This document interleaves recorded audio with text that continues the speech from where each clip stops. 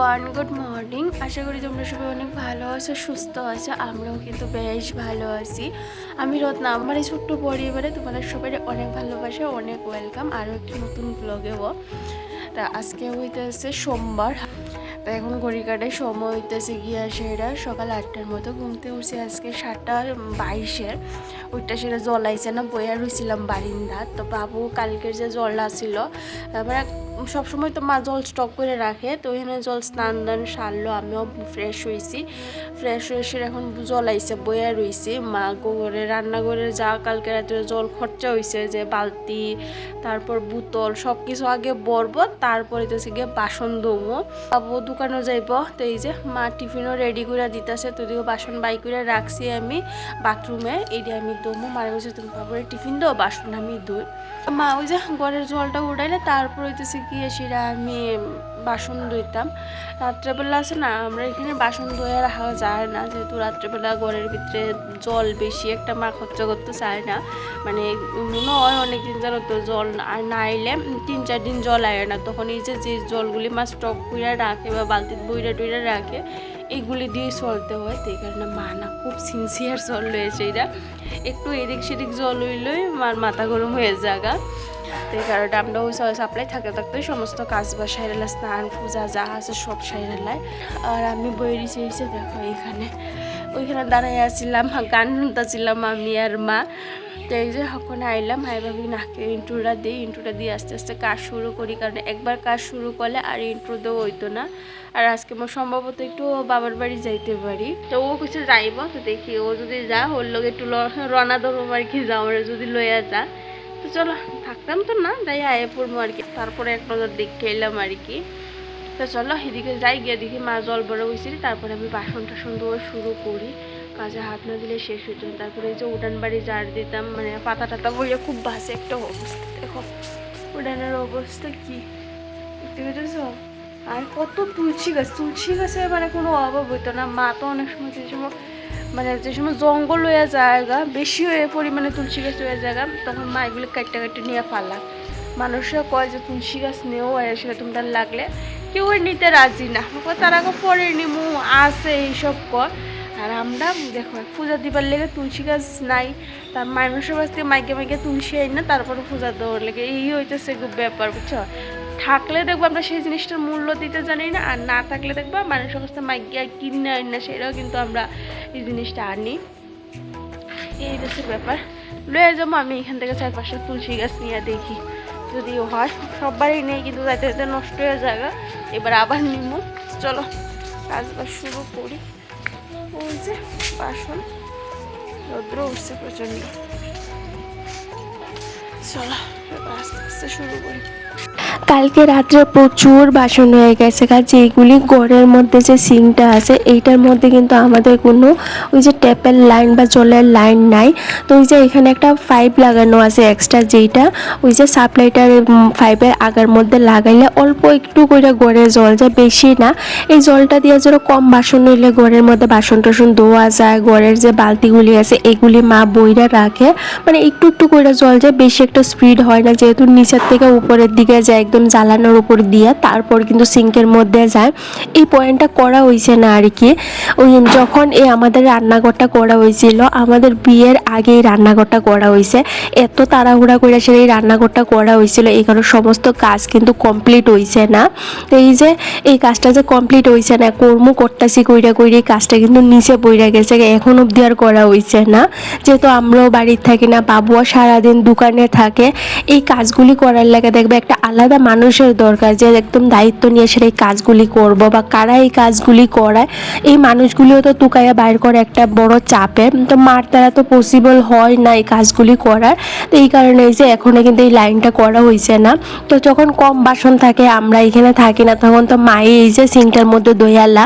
আর এখন যেহেতু আমরা আছি 2জন মানুষ বাড়তি হয়েছে, প্রচুর বাসন হয়ে জায়গা। কালকে রাত্রে অনেক বাসন হয়েছে, যে এইগুলি মা কইতেছে বাইরেই দইতে লাগবো, ঘরে দোয়া যাইতো না। তা কইতেছি ঠিক আছে আমি বাসন কয়টা দই, তুমি বাকি কাজগুলি সারো। তো আগে কালকে রাত্রে যা বাসি বাসন আসিল এই বাসন কয়টা দইলাম। কারণ এদিকে যদি এখন মা এই বাসন কয়টা ধুইতে যায় তাহলে অনেকটা সময় লাগবো। আর ওইদিকে বাবুরও তো দোকানে যাওয়ার সময় হয়ে গেছে এগা। বাবু ওই ধরো 16 দিন 7টা 8টার মধ্যে কিন্তু দোকানে যায়। আর যেদিন ধরো একটু বাজার হাট কইরা দিতে লাগবো ওই দিন কিন্তু ওই 8:30 9টা বাজে যাইতে যাইতে। তো এদিকে আমার বর আজকে আবার বাজারে যাইবা, কালকে কিছুটা বাজার করা হয়েছে, আজকে আবার বাজার করব। কালকে সবটা বাজারও করতে পারছে না, ওই যে সন্ধ্যার পরের দিকে বৃষ্টি এসে পড়ছিল, তো ও আর গেছিল না বাজারে। তো ও এখনো ঘুমতে উঠছে না। এদিকে মা আর আমি সমস্ত কাজবাজ শুরুও কইরা দিছি। কারণ পুরুষ লোকের চাইয়া মহিলা লোকের দেখবা বাড়ির বেশি কাজ থাকে সকালবেলা। সকালে আশিবাসি কাজ করতে করতে কখন যে 10টা 10:30 বাজে জায়গা কোয়াই জানে। সে তুমি যতই সকালবেলা উঠো আর একা হাতে সমস্ত কাজ বাজ করলে বুঝতেই পারো, আর এটা তো আরও অনেকটা টাইম লেগে জায়গা। আমরা না থাকলে মা তো এই কাজ করে সারতে সারতে যখন আমি ফোন করি তখন 11টাও বাজে জায়গা। মা কইতেছে কাজ করতেছি, জল গেছে গা, জলের লেগে বইয়া রয়েছি, বড় সমস্যা গো এই জলের লেগা। আমাদের একটা কলও আছিল, যে কলটা না এখন কাজ না করতে করতে নষ্ট হয়ে গেছে গা। তো যেই দিন ধরো সাপ্লাই আয়ে না বা বৃষ্টির দিন থাকে, কারেন্ট না থাকে, ওই দিন আমরা অনেকটাই চাপে রয়ে যায় গা। তো যাই হোক, এদিকে মা আর আমি তো কাজবাজ শুরু কইরা দিছি, কারণ বাড়ির মহিলার তো বুঝতেই পারো সকাল থেকে একদম সন্ধ্যা সমস্ত কাজবাজ কিন্তু একদম নিখুঁতভাবে টাইম টু টাইম মেনটেন করতে হয়। তার উপরে রান্না বান্না আছে, এগুলোও তো ম্যানেজ করতে হইবে, তাই না? তো এইদিকে আমি আমার সমস্ত কাজবাজ সারলাম, উঠান বাড়ি ঝাড় দেওয়া থেকে শুরু করে বাসন টাসন ধোয়া সব কিছু কিন্তু একদম সুন্দর করে সাইরা নিয়ে এইবার আয় বসে এই যে গড়ে কিছু পূজার বাসন আছে, এই বাসন কইটা এই যে দয়া মুচা রাখতে আছে। কোনো একটা কারণবশত এটি বার করা হয়েছিল, কারণ লক্ষ্মী পূজা গেছিল তখন এটি বার করা হয়েছিল। তো এখন এই যে এগুলি পরিষ্কার কইরা সেটা আবার তো জায়গা মতো নিয়ে রাখতে হইব।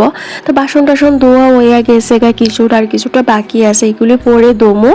তো চলো, এদিকে মা সাপ্লাই গুড়ির কিছু কাজ করতেছিল, তো মা কাজ করতে থাকুক, এদিকে আমি আমার কাজ করতে থাকি। আর আমার বরকে কিন্তু ডাকতেছিলাম যে উঠো, উঠতে সেইরা বাজারে যাও, বাজারটা কইরা এনে দিলে তো রান্না বান্নাটা সাইডে নিতে পারি।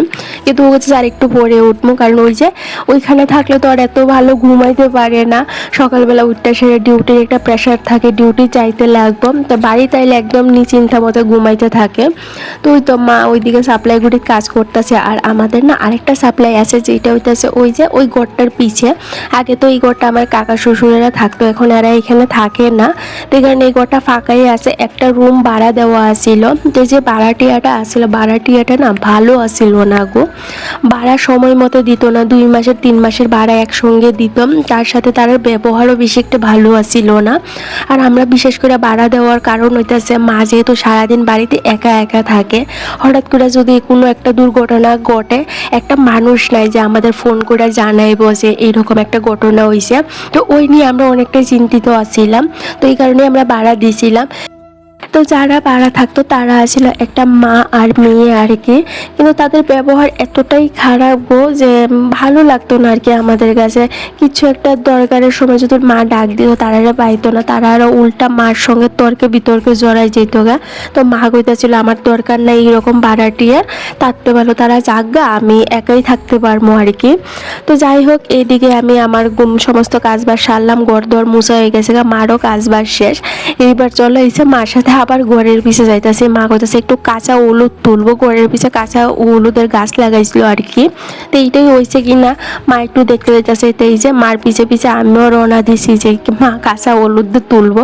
এই হয় গো, বাড়িতে গেলে না সারাক্ষণ এই যে মার পিছে পিছে আমি ঘুরতে থাকি, নাইলে গল্প গুজব তো আছেই সারাক্ষণ আমাদের। না আন্তা ইয়ে দাওটা বটনি দাওটা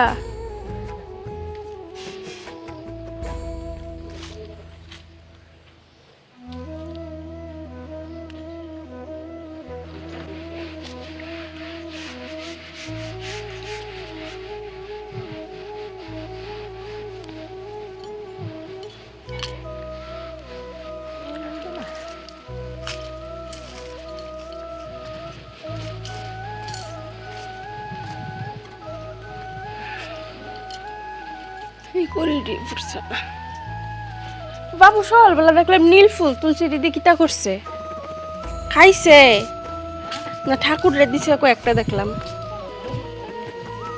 দুইটা ওই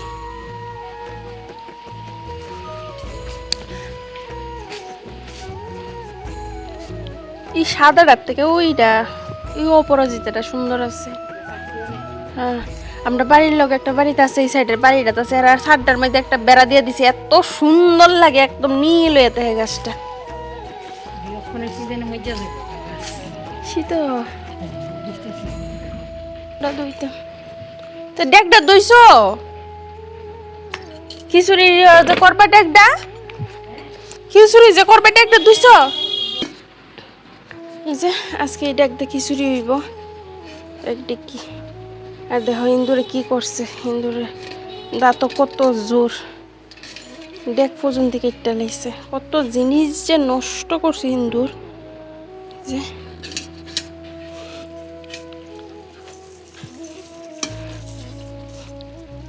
মোটামুটি অনেকটা কাজ হয়ে গেছে গা, রান্নাঘরের কাজ বাহির হয়েছে।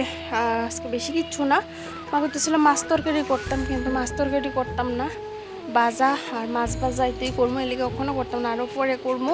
স্নান করুম, মাও স্নান করবো, ওইরা তারপর হইতেছে গিয়ে সেরা ঠাকুর ঘরের কাজ করবো অনেক, এই কারণে ওখানে আগে স্নান দান নাই সাইরা দুজনে আগে ঠাকুর ঘরের কাজ আড়াইয়া তারপর রান্না বাড়া। প্রচণ্ড রোদ রোদছে, গরম দিছে, তো চলো স্নান করি। আমরা প্রতি বছরে কিন্তু দুর্গাপূজার পরে বাড়ি যাই, এটা আমাদের একটা মানে নিয়ম কো বা রুটিন কো হয়ে গেছে গা, বছরে দুইবার করে সেটা আমরা বাড়ি যাওয়া পরে। একটা হইতেছে যখন আম কাটল হয় তখন, আরেকটা হইতেছে এই যে দুর্গাপূজার পরে।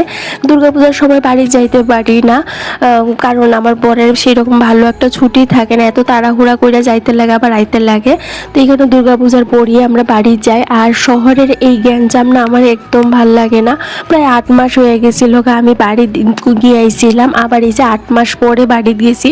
যখনই বাড়ি যাই সত্যি গো আমার মনটা এত ভালো থাকে, আলাদা একটা মানে সন্তুষ্টি কাজ করে বা আনন্দ লাগে। শহরের এই গ্যাঞ্জাম কোলাহল, তার সাথে এক গেমিটা আমার আর ভাল লাগতেছিল না, দিন গুনতেছিলাম ক্যালেন্ডারের মধ্যে কবে যে বাড়ি যাওয়ার দিনটা আইব, কবে দুর্গাপূজা শেষ হবো, কবে বাড়ি যাবো। গ্রামগঞ্জ আমার ভীষণ পছন্দের, আমার শ্বশুর বাড়িটা বেশি একটা গ্রাম সাইড না, একটু শহর সাইডে ওই, কিন্তু আমার যে বাবার বাড়িটা আছে এটা কিন্তু এখনো গ্রাম সাইডে ওই, ওইখানে গেলে তো আরো ভালো লাগে। আর বাবার বাড়ি অনেকদিন পর পর যাই তো মানে আলাদা একটা আনন্দ লাগে। অন্য মেয়েরার মতো কিন্তু মাসে 1-2 বার ঘুরে আমি যাইতে পারি না, বছরে 2 বার ঘুরে সেরে আমি বাবার বাড়ি শ্বশুর বাড়ি যাই। শ্বশুর বাড়ি এখন অতিথির মতো হয়ে গিয়েছে, বছরে 2-3 দিনের লাগে সেরা যায়। এই যে দুর্গাপূজার পরে বাড়ি গিয়েছিলাম, এইটা কিন্তু গেছিলাম 5 দিনের ছুটি, মানে টোটালি আমার 7 দিন আছিল, 2 দিন তো ট্রেনেই জায়গা যাইতে আইতে, আর ওই যে বাড়ি যায় সেটা 5 দিন আমরা থাকি। এখানে শ্বশুর বাড়িতে 2 দিন, বাবার বাড়িতে 3 দিন, এইরকম কইরা কইরা সেটা কিন্তু আমাদের দিনগুলি কাটে। মানে আগে ভাবতাম বাড়ি থেকে দূরে থাকলে হয়তো ভালো থাকবো, মানে মা বাবার বেশি একটা ক্যাচকেচে হইতো না, তারা বকাঝকা কম করব, শ্বশুর বাড়িতে না থাকলে হয়তো শাশুড়ির লাগে ঝগড়া হইতো না, একা থাকতে ভাল লাগবো। সত্যি কথা কইতে এই ভাবনাগুলি না এখন মনে হইতেছে আমার ভুল গো। এখন যখন আমি জলপাইগুড়িতে একা একা থাকি আমার না মনটা ভীষণ খারাপ লাগে, যখন বাড়ির মধ্যে মানুষ আয়ে, অতিথি আয়ে, সবার সঙ্গে মা গল্প গুজব করে, বা আমার বাবার বাড়ি কোনো অনুষ্ঠান থাকে ওইখানে আমি যাইতে পারি না, তখন মনটা অনেক খারাপ লাগে। তো বছরে যখনই 2 বার ঘুরে সেরা বাড়ি যাই সত্যি আমার মনটা এত ভালো থাকে। আইবার সময় আমি কান্নাকাটি করে সেরা আই, আমার আইতে ইচ্ছে করে না, কিন্তু ওই যে কর্ম তো করতে হইব, আমি যদি না যাই তাহলে আমার বরের অনেকটা অসুবিধা হয়ে যায়, রান্না বাইরা কইরা সেরা, তারপর খাওয়া দাওয়া কইরা, ডিউটি করা, সংসার সামলানো সব কিছু না ওরও অনেকটা চাপের হয়ে যায়।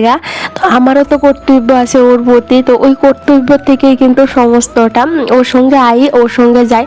বিয়ের পরে মনে হয় কোনো দিনই আমি শ্বশুর বাড়ি যাই এসে একা থাকছি না, বা বাবার বাড়ি যাই এসে আমি একা বেড়াইছি না, আমার বরের সঙ্গেই যাওয়া হয়, আবার বরের সঙ্গেই আয়া পড়ি। এই কইরা কইরা আজকে দেখতে দেখতে 3টা বছর হয়ে গেছে একা। আর আমরা যেমন দিনগুনি বাড়িতে কবে যাব ঠিক সেই রকম কিন্তু আমার শাশুড়ি মা, আমার মা তারাও কিন্তু দিন গুনে যে আমরা কবে বাড়িতে যাব। আর বাড়িতে গেলে সবাই অনেকটা আনন্দ পায় যে আমরা আইসি, ঘরদুয়ার একদম ভর্তি ভর্তি থাকে, কিন্তু যখন বাড়ির থেকে আয়া পড়ে আমার শাশুড়ি মা টোটালি একা হয়ে যায়, তাই না? তো 2-1 দিন খাওয়া দাওয়া বন্ধ করে দেয়, কান্নাকাটি করে, তখন মারে বুঝাই আর কি যে কিচ্ছু হইতো না, এইটাই তো জীবন, এইভাবে চলতে লাগবো, আমরা তো এইভাবে গিয়ে থাকবো সবসময়, তো আর একবারে গিয়ে থাকতে পারতাম না। তো আমার শ্বশুরের যেহেতু একটা দোকান আছে বা বিজনেস আছে, ওইটা ফালায় তো আর আমাদের এখানে থাকতে পারতো না। তো যতদিন চলুক, তারপরে তো আমাদের সাথেই থাকতে হইব, তাই না? তখন তো আমার ঘরটাও একদম ভর্তি থাকবে, মানে নিজের সংসার পালে এখন গিয়ে শাশুড়ির সংসারে আমি এই যে শাশুড়ি বৌমা মিল্লা সংসারটা সুন্দর করে গুছাই যে কয়দিন থাকি, আনন্দ উল্লাসে গল্প গুজব আনন্দ করি, কাটাইবার চেষ্টা করি। তো যাই হোক, অনেক কথা কইয়া নিয়েছি। আর এইদিকে দেখো তোমাদের সাথে গল্প করতে করতে অনেকটা কাজ কইরা নিয়েছিলাম। আজকে মাও কিন্তু ঠাকুর সেবাটা দিছে। তো তারপর আমি এই যে স্নান দান সেরে ঠাকুর প্রণাম করলাম। তারপর মা এদিকে বানাইতেছে নারকেলের লাড়ু, আমাদের কিছুটা নাড়ু দিয়ে দিব।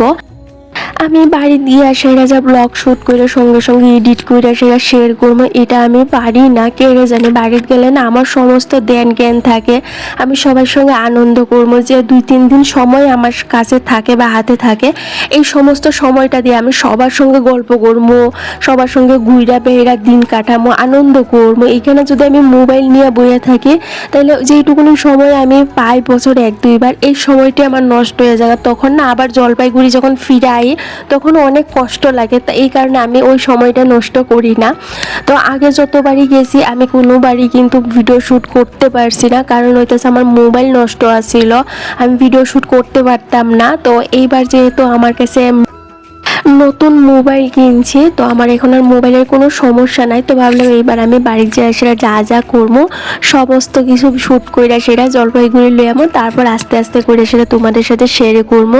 কিন্তু এইটাও হইল না। আমি জলপাইগুড়ি যখন ব্যাক করছি, তখন আমার শরীর এতটাই খারাপ আছিল, ট্রেনের মধ্যে আমার জ্বর আয়া পড়ছিল, সর্দি কাশি, এখন যে ভাইরাল ফিভারটা চলতেছে এইটা হয়ে গেছি লগা। টানা 1 সপ্তাহ 2 সপ্তাহ হয়ে গেছে গা। ইনফ্যাক্ট এখনও যখন আমি ভিডিওগুলি এডিট করতেছি, আমার না প্রচণ্ড শরীর খারাপ, জ্বর সর্দি কাশি শ্বাসকষ্ট, মানে খুব বাজে একটা অবস্থা। তারপরও অনেক দিন হয়ে গেছে ভিডিওগুলি শ্যুট করা আছে, শেয়ার করা হইতেছিল না। ভাবলাম যাই হয়ে যাক গা, যে দূরেই পারি আমি এডিট করে তোমাদের সাথে শেয়ার করি। তোমাদের যদি ভালো লাগে, আর যদি ভালো লাগে অবশ্যই আমার কমেন্ট কইরা জানাইও, আর একটা লাইক কইরা দিও, আর অবশ্যই চ্যানেলটা সাবস্ক্রাইব করো, কারণ আমি চেষ্টা করি তোমাদের সাথে ভালো ভালো কন্টেন্ট শেয়ার করার, আগামী দিনও করবো। তো আজকের জন্য এই পর্যন্তই, টাটা।